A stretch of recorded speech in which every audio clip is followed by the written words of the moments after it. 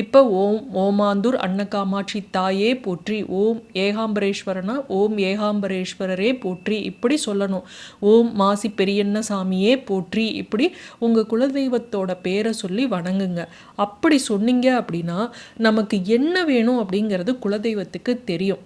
முக்காலமும் அறிந்தது தாங்க குலதெய்வம். அந்த குலதெய்வத்துக்கிட்ட நீங்கள் ஒன்று கேட்டிங்கன்னா அது கண்டிப்பாக உங்களுக்கு என்ன கொடுக்கணும் எப்போ கொடுக்கணுங்கிறது தெரியும். நீங்கள் தொடர்ந்து குலதெய்வத்தை நம்பிக்கையோடு வணங்கி பாருங்கள். நம்ம வம்சத்துக்கே எந்த ஒரு கெடுதலும் வராமல் குலதெய்வம் காப்பாற்றும். குலம் தெரியாமல் போனாலும் குலதெய்வம் தெரியாமல் போகக்கூடாதுன்னு பெரியவங்க சொல்லுவாங்க.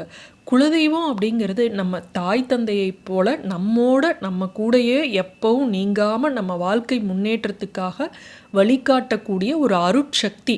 நம்ம பெத்தவங்க நம்மளை விட்டு பிரிஞ்சாலும் நமக்கு அவங்க பித்ருலோகத்தில் இருந்து சூட்சும ரூபத்திலையாவது கனவுல இல்லை